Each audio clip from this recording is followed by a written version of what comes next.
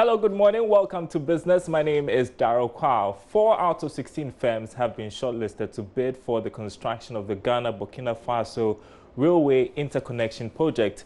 The project, which is on a build-to-operate and transfer basis, is to enhance economic activity between Ghana and Burkina Faso.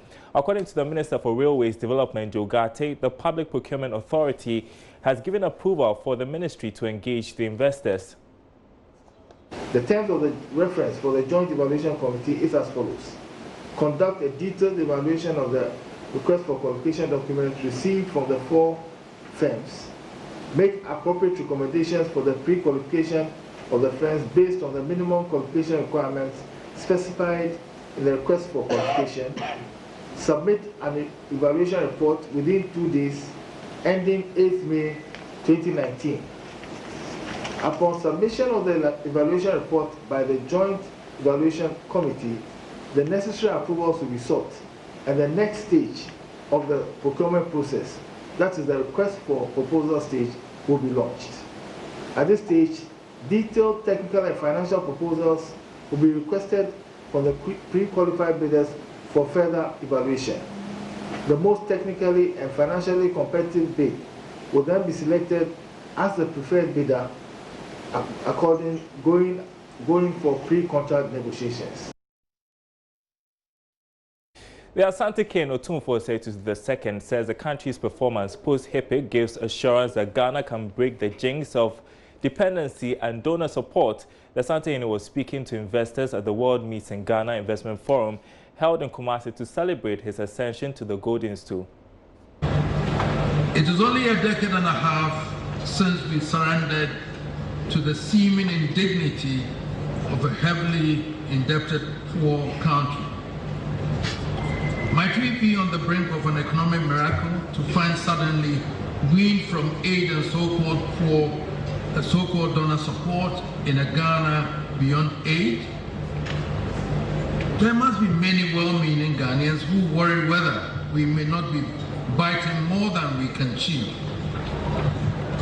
But Your Excellencies and distinguished guests, I urge you to take a sober look at the country's performance post-HIPIC, and you must find all the assurance you need about our future.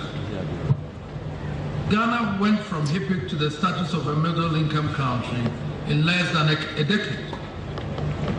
This does not happen.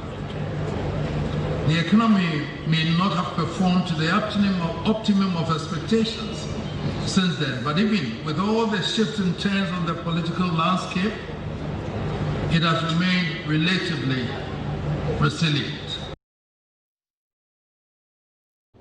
Now, despite being one of the biggest investors in Ghana, the CEO of the Ghana Investment Promotion Center, Yofi Guan, says his outfit is working towards attracting more investors during this year's China Trade Week. The event, which takes place between June 19 and 21, is expected to bring 100 investors and 6,000 visitors to explore business opportunities between Ghana and China. Sheila Tamaklo has details. China is currently one of Ghana's largest trading partners. According to statistics, Ghana's exports to China surpassed $1.85 billion in 2018, whereas China-Ghana bilateral exchange reached $6.67 billion in 2017, spanning across various sectors. Speaking to Joy Business at the launch of the 3rd China Trade Week, CEO of the Ghana Investment Promotion Center, Yofi Guan, said they are hopeful the Trade Week will open doors for more investments. At the end of the day, a lot of the investment that we seek really is to create a trade path. So we would like the Chinese to come and manufacture here to export to the other parts of Africa, for example, as we establish Ghana as a hub. And if you look at the 10-point agenda for trade and industry, Ghana is positioning itself creating industrial hubs, a pharmaceutical hub, automotive hub. We've now thinking of doing aero servicing, etc., etc. And we believe that we can find the partnerships. The 3rd edition of the trade show will host about 100 traders and 6,000 business visitors to explore opportunities in various sectors, including manufacturing, construction, clothing and textiles, and many more. Zaho Ahmed is the international director for the MIE Group, organizers of the event. We're looking forward to welcoming at least 6,000 trade visitors from Ghana and neighboring cities as well. We want to make sure that the business environment that we are creating through China Trade Week encourages investment and business interaction through partnerships, joint ventures, because Ghana's investment and infrastructure development is ever increasing, and China is fully aware that the opportunities are great over here, and because we've been here for 2 successful years, the third year would be a greater kind of platform for them to grow the business opportunities.